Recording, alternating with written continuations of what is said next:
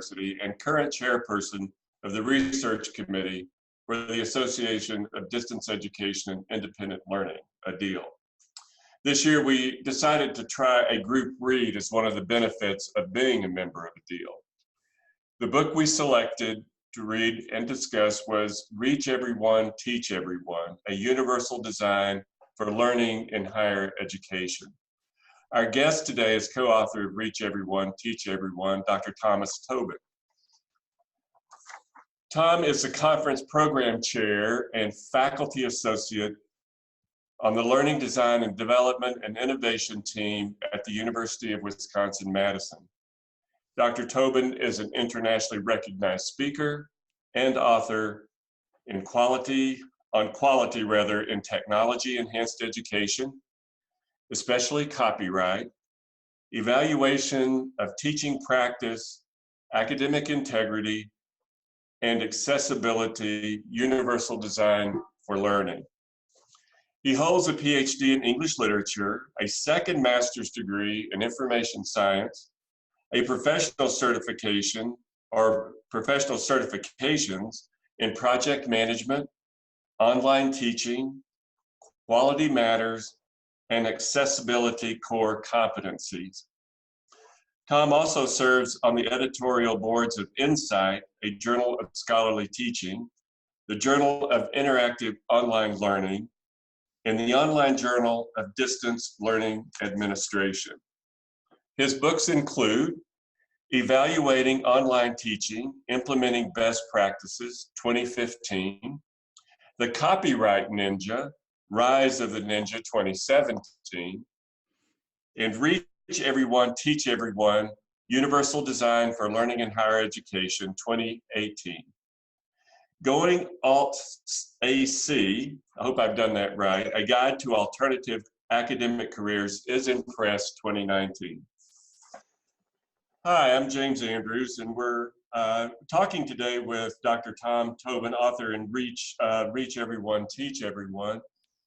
And tell us, Tom, why you wrote the book. Well, one of the challenges in the industry is that we haven't had a book-length study for higher education. And a lot of your ADEIL colleagues gave questions that set under this heading as well. So here's one of them.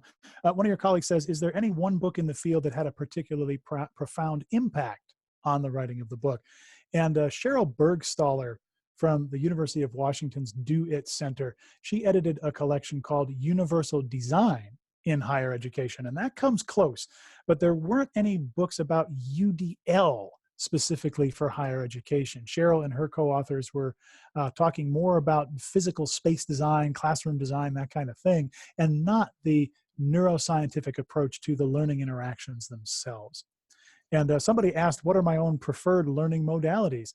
And this allows me to do a little tiny bit of myth busting. I'm glad that the questioner asked about learning modalities, because we've all heard about learning styles. You know, I'm a visual learner, auditory, kinesthetic, all those kinds of things. Those don't exist. And Michelle Miller from Northern Arizona University is clapping right now, and she doesn't know why. But she's one of the neuroscientists who've helped to bust this myth. We are not fixed characteristic learners throughout our lives or throughout the day. So sometimes we prefer to read things, or sometimes we prefer to listen to things in order to learn them. But if I'm primarily a visual learner, does that mean I can't learn by listening? No, heck no. And in fact, sometimes circumstances dictate how we must take in information or learn. So learning styles, take that stuff out of your vocabulary, ADEIL friends, and talk about learning preferences in the moment. So that learning styles is fixed characteristics, that's no longer a thing. Somebody else asked, what additional or new research do you think needs to be done in the area of UDL? The answer is all of it for higher education, but we need lots of large-scale evidence-based studies to narrow down the effects of individual UDL implementations. Right now, we know generally that it works, And right now we know how we can implement those things, but we really do need those big scale studies, a taxonomy of types of activities, data from higher ed to match the things that have been studied in K-12 would be great. Also, we need more impact studies on things more than just learners. How does adopting universal design for learning affect faculty members, support staff, institutions as a whole? These are things where if you're looking for your dissertation topic, grab one of those. A couple other questions under this head as well. Someone asked, has there been research on UDL and faculty retention and satisfaction? And is there a correlation between student retention and satisfaction as a result of implementing UDL? And is there correlation between student satisfaction and faculty satisfaction? And the answer is, I don't know.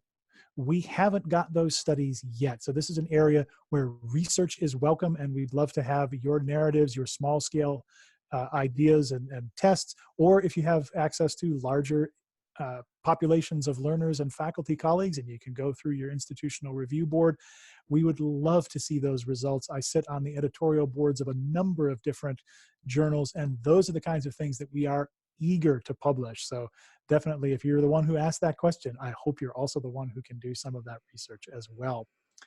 And last question, which is a really good one. Someone asked, when you were doing research for the book, is there a paper or papers you wish had already been written? Yes, 2 of them. Eric Moore at the University of Tennessee did his doctoral dissertation in late 2017, just after we went to press with the book. It's called Modeling as Teaching, and he examines how universal design for learning has an impact directly on classroom practices. And that's one of those large-scale studies that I wish we had when we had written the book.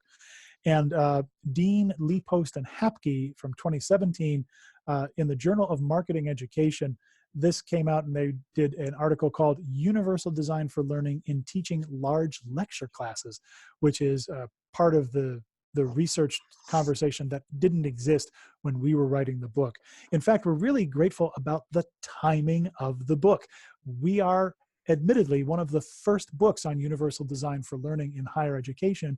So we wrote it not to stop the conversation, but to start it. And we're really grateful for everybody who's got their stories, their research that they are sharing in the scholarly literature. And we would love to hear from all of you folks in ADEIL if you have stories to tell and ideas to share. So thank you very much for all those questions. And that's why we wrote the book. Great. Thank you, Tom. It's been a pleasure talking with you, and we'll see you again soon.